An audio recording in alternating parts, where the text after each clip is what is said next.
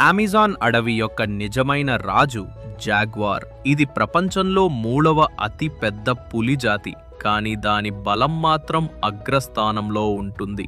Jaguar అనే పేరు Latin భాషలోని ఒకే దెబ్బతో చంపేవాడు అనే అర్థం నుంచి వచ్చింది. అదే దాని స్వభావం, ఒకే దెబ్బతో వేటను ముగించేసే శక్తి.